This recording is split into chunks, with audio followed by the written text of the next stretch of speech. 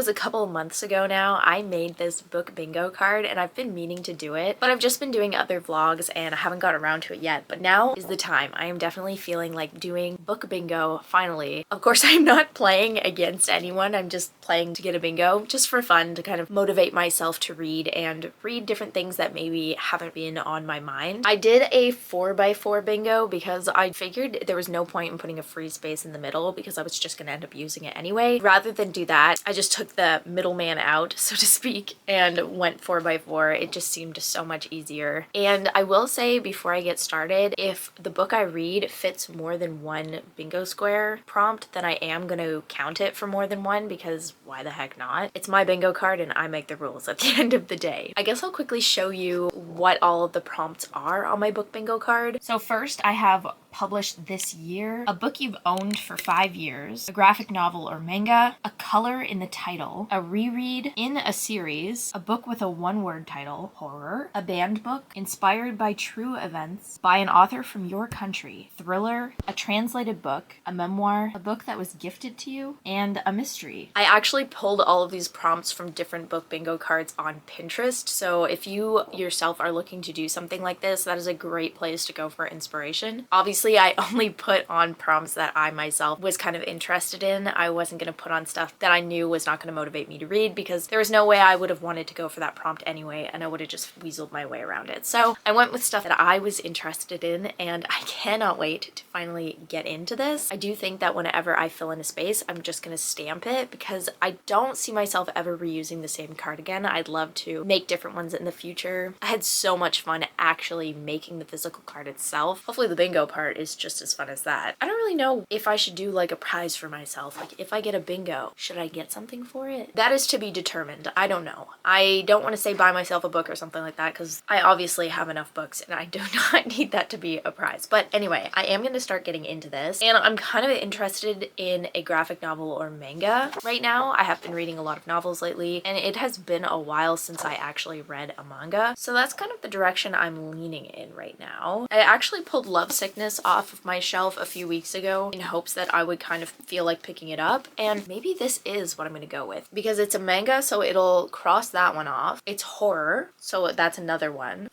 It's a translated book, and it is also a book with a one-word title. That's 4 prompts this one would cover, and also I just really want to read it. I'm not gonna lie. Pictures right now sound like they would hit the spot. This is what I'm gonna go with to start off. Hopefully I end up really loving it. I guess the only rule I'm really going to follow with book bingo is if I DNF it, it obviously is not going to count. Enough of explaining it and looking at it and all that stuff. I'm going to actually start reading now.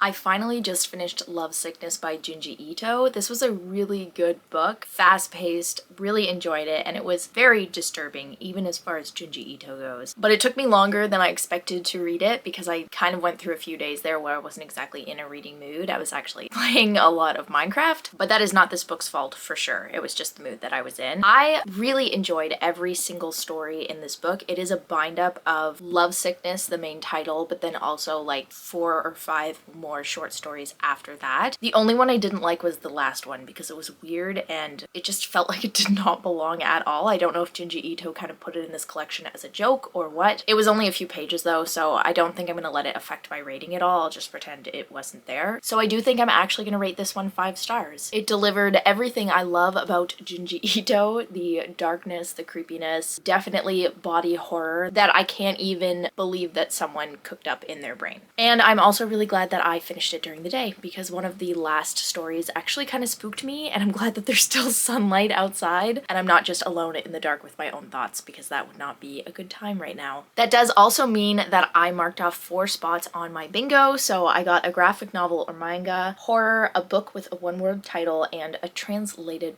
book. I do have 2 lines where I only need to read 2 more prompts to get a bingo, and I think that's definitely the way I want to go. It also works out that one of them is by an author from your country, and there is one that's been on my shelf for like a month or so now that I really have been dying to read. This works out perfectly because the author is Canadian, and that is Tourist Season by Bryn Weaver. I am also going to be buddy reading this with a friend, and she's already started it, so I really need to get my butt in gear and start this as well. But this one, if you have never heard of it, or the Butcher and Blackbird trilogy, is a dark romance that is based around like serial killers and murderers, but it is on the funny side, less so like the dark and gory side. There are gory aspects in it, and I think a page and a half worth of trigger warnings, but I absolutely loved the Butcher and Blackbird trilogy. They were all almost 5 stars, I think, so I'm really hoping that this one is going to be just as good.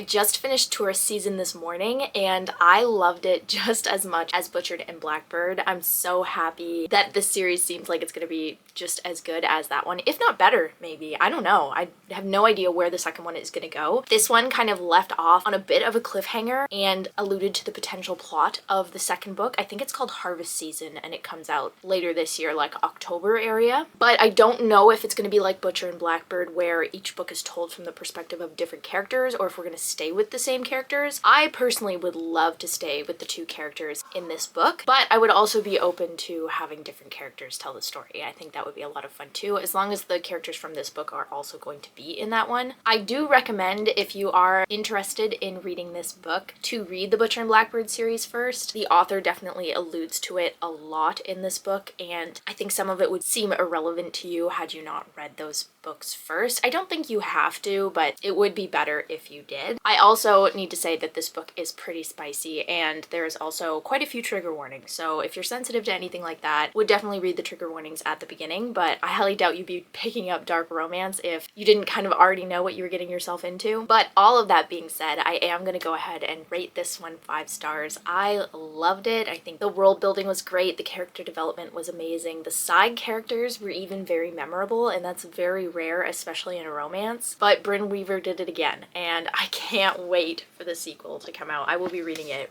right when I get my hands on it. I have already pre-ordered it, so we know what's going to be on my TBR in October.